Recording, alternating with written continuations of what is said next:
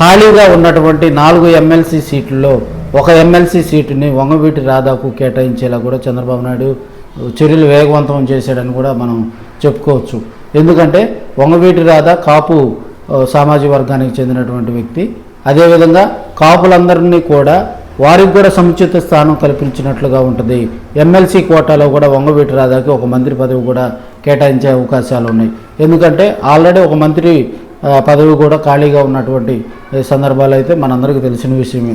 So ఇప్పుడున్నటువంటి గవర్నమెంట్లో కూడా అటు పవన్ కళ్యాణ్ దృష్ట్యా కూడా వంగవీటి రాధా గనక ఎమ్మెల్సీ ఇచ్చి మంత్రి క్యాబినెట్లో గనక తీసుకున్నట్లయితే వారు కూడా అడ్డు చెప్పినటువంటి పరిస్థితి ఉంటుంది. అదేవిధంగా ఇప్పటికే విజయవాడ జిల్లాలో కూడా 2 బీసీలకు ఇచ్చారు. సో అక్కడ కాపుకి ఇచ్చినా కూడా ఆడ సామాజిక వర్గాల ప్రాతిపదికన కూడా ఎలాంటి ఇబ్బంది ఉండదని కూడా రాజకీయ విశ్లేషకులు అయితే ప్రత్యక్షంగా కూడా చెప్తూ ఉన్నారు. వంగవీటి రాధా సేవలను గుర్తించి ఆయనకు ఎమ్మెల్సీ కూడా ఇచ్చేసి ఆయన మంత్రివర్గంలో తీసుకొని తద్వారా కాపులకు తెలుగుదేశం పార్టీ మరింత దగ్గరగా ఉందని కూడా ప్రజల్లోకి ఒక సంకేతం తీసుకెళ్లాలని కూడా చంద్రబాబు నాయుడు విశేష కృషి చేస్తున్నట్టు కూడా తెలిసింది. ఎందుకంటే వంగవీటి రాధా అక్కడ మంత్రి పదవి గనక కేటాయించినట్లయితే మనకి కొంత తెలుగుదేశం పార్టీకి బలం అవుతుంది అని కూడా ప్రజలందరూ చర్చించుకుంటున్నారు. కాపుల ఆరాధ్య దైవం వంగవీటి రంగా రాజకీయ వారసుడిగా కూడా వంగవీటి రాధా ప్రత్యక్ష రాజకీయాలు వచ్చినా కూడా ఎందుకు అంత సక్సెస్ కాలేదని చెప్పుకోవచ్చు. ఒక 2004లో ఎన్నికల్లో వంగవీటి రాధా ఎమ్మెల్యేగా గెలుపొందడం జరిగింది.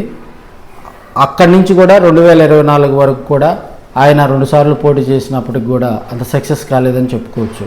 2009లో ప్రజారాజ్యం పార్టీలో ఆయన చేరి కూడా తన అక్కడి నుంచి పోటీ చేసినప్పుడు కూడా విజయవాడ నుంచి ఆయన సక్సెస్ కాల ఓడిపోవడం జరిగింది. 2014లో కూడా అదే పరిస్థితి ఎదురవటం జరిగింది.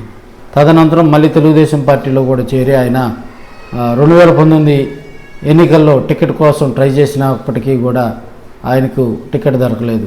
మళ్ళీ 2024 ఎన్నికల్లో కూడా ఆయన చాలా ప్రయత్నాలు చేసినప్పటికీ కూడా 2024లో కూడా విజయవాడ సెంట్రల్ కానీ తూర్పు కానీ ఈ నియోజకవర్గాల్లో వస్తుందని ఆశించినప్పటికి కూడా ఆయనకు భంగపాటే జరిగింది.